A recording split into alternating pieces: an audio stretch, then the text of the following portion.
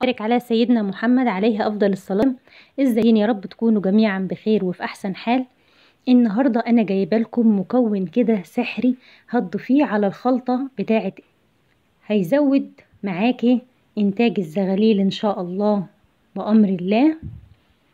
يعني مش هتلاحقي على الحمام من تحتهم بأمر الله. الأول يلا ندوس لايك ونشترك في القناة ونفعل زر الجرس ونصلي على الرسول عليه أفضل الصلاة وأزكى السلام. وتعالوا أقول لكم أنا ضفت إيه على الخلطة بتاعة الحمام.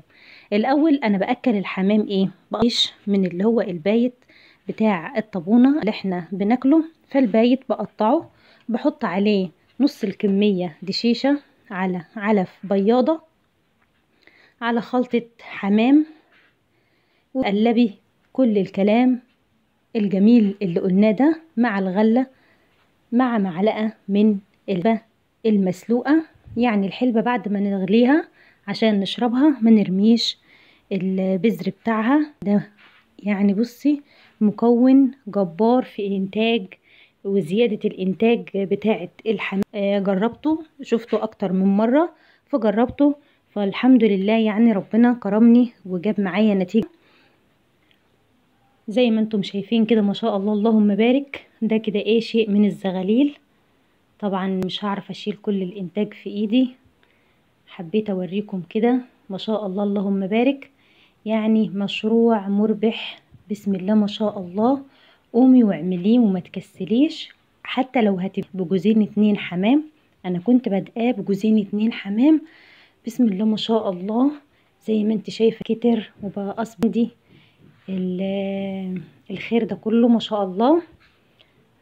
وده طبعا بعد ما نظفت المكان، شايفين قبل النظافة كان شكله ازاي وبعد النظافة بقى شكله جميل قد ايه. لازم طبعا ننظف تحتهم ونهتم بيهم ونعتني بالتربية. مش ان انت تحطي حاجة على السطح وتسيبيها وخلاص. التربية ان انت لازم تنظفي اول باول كده، وخصوصا الحمام عشان لا قدر الله الجدري ما يمسكش فيه وحشرات الحمام ما تكترش في المكان اللي انت مربية فيه الحمام. يبقى كده ايه نضيف كده وفلة.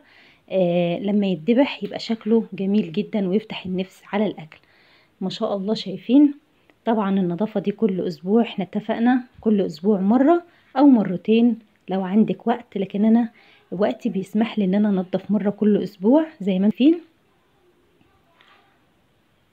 هي لازم نغسلها يا حبايبي يوميا، لازم تغسليها يوميا لان المية البايتة فيها بتبقى ريحتها وحشة جدا. يعني انت نفسك ما تطقيش تشميها، فلازم نرميها. نغسل السقايات، لو عندك كف مقشة قديم ما بتستخدمهوش سيبيه على السطح تغسلي بيه السقايات بتاعة الطيور بتاعتك.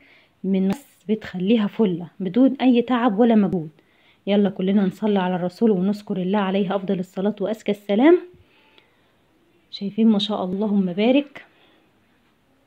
طبعا يعني ربنا بيجازي كل واحد على قد ما بيتعب، فطبعا مش زي اللي ما بيعملش. لازم ربنا بيجازي اللي بيتعب وبيديله خير ويجازيه على قد ما تعب. والحمد لله اللهم بارك.